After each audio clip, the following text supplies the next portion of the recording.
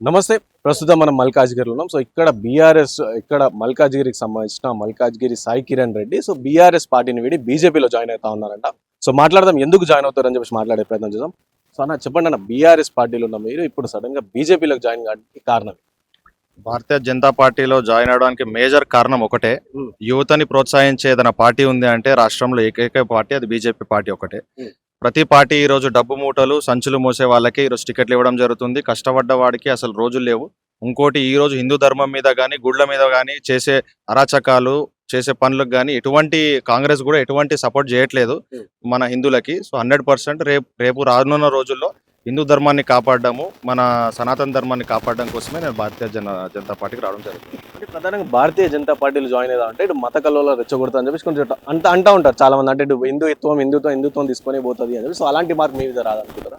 ఇప్పుడు భారతీయ జనతా పార్టీ 2.0 రానున్న రోజులు వస్తుంది. తెలంగాణ రాష్ట్రంలో రేపు ఎగిరే జెండా భారతీయ జెండా మాత్రమే.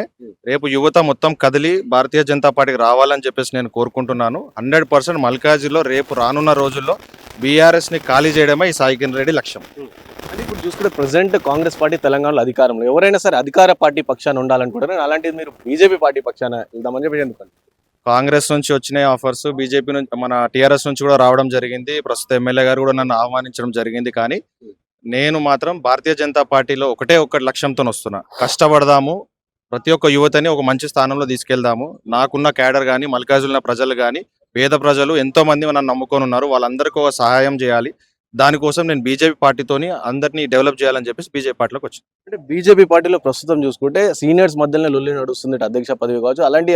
సో, అలాంటిది మీకు ఛాన్స్, ఒక యూత్ లీడర్ గా ఉన్న మీరు, మీకు ఛాన్స్ ఇస్తారనుకుంటారా బీజేపీ పార్టీ? 10 ఏళ్ళు ఎటువంటి పదవి లేకున్నా నేను టీఆర్ఎస్లో 10 ఏళ్ళు నేను ఉన్నాను. నాకు పదవితో ఎటువంటి పని లేదు. పదవి నాకు అలంకారం ఇయ్యదు. ప్రజల గుండెలో నాకున్న చోటే నాకు అంతకన్నా పెద్ద అధికారము. అది అదొక నాకు బహుమానము. సో 100% నేను పబ్లిక్ కోసం కొట్లాడతా. పదవి ఉన్నా లేకపోయినా నేను బీజేపీ పార్టీని నేను చివరి శ్వాస ఉన్నంత వరకు నేను బీజేపీ జెండాను మాత్రం దించను. అంటే ఇట్లానే చాలా మంది రాజకీయ నాయకులు కూడా అన్నారంట. గతంలో కూడా చూసుకుంటే ఫస్ట్ కాంగ్రెస్ లో జాయిన్ అయిన తర్వాత బీఆర్ఎస్ కావచ్చు, బీజేపీ ఇట్లా జాయిన్ అవుతా ఉంటే చివరి పార్టీ దాకా ఉన్నారు. సో, మీరు వ్యాఖ్యలను ఎట్లా నమ్మాలి?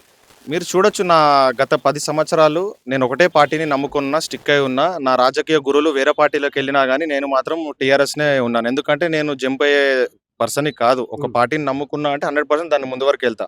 కానీ ఇప్పుడు ఉన్న రోజుల్లో ఓన్లీ డబ్బు సంచులు, నోట్ల కట్టలతోనే రాజకీయం నడుస్తుంది ప్రతి పార్టీది. బీజేపీ ఒకటే ఒక పార్టీ, కష్టపడితే ప్రతి ఒక్కరికి రోజు ఉంటుందని చెప్పే ఒకటే ఒక పార్టీ బీజేపీ పార్టీ. అందుకే బీజేపీకి వస్తున్నా.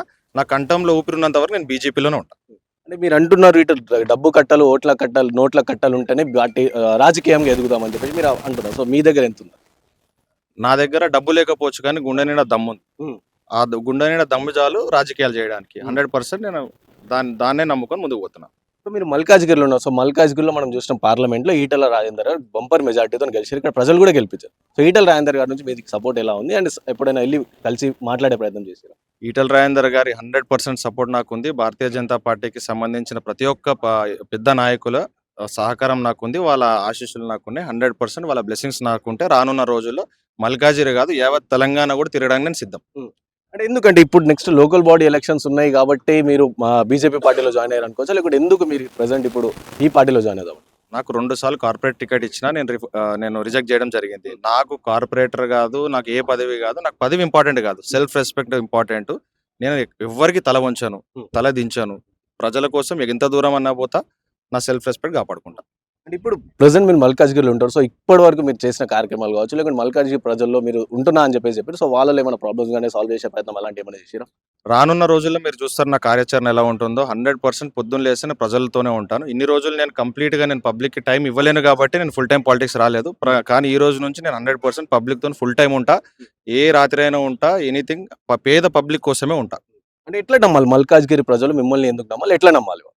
మీరు ఒక్కసారి మైక్ పట్టుకొని మల్కాజ్గిరి రోడ్లలో తిరగండి. పబ్లిక్ ఏమంటారో మీరు చూడండి. రోడ్ మీద ఇప్పుడు మీరు వెళ్తూ 10 మందిని అడగండి క్వశ్చన్. సాయి కిరణ్ రెడ్డి ఎట్లాంటి వాడు, ఏం చేస్తుండు, ఏం మంచి పనులు చేస్తుడు. పబ్లిసిటీకి మేము చాలా దూరం. 100% పేద పబ్లిక్‌కి పని చేయడమే నా లక్ష్యం. సో, విన్నారు కదా సాయి కిరణ్ రెడ్డి, మల్కాజ్గిరి సాయి కిరణ్ రెడ్డి చెప్తున్న వ్యాఖ్యలు. సో, బీజేపీ పార్టీ ఏ విధంగా ఉందో, సో అది చిన్న స్థాయి నుంచి పెద్ద స్థాయి నాయకులందరినీ కూడా గుర్తిస్తది కాబట్టి బీజేపీ పార్టీ, అలాగే ధర్మరక్షణ పైన కూడా బీజేపీ పార్టీ పనిచేస్తుంది కాబట్టి, సో, మల్కాజ్గిరి ప్రజల కోసమే నేను ఇక్కడ ఉన్నా అండ్ ఎలాంటి పదవులు కూడా ఆశిస్తలేనని చెప్పేసి సాయి కిరణ్ రెడ్డి చెప్తున్న పరిస్థితి. కెమెరా పర్సన్ సాయితో Rana Pratap reporting for YN TV from Hyderabad.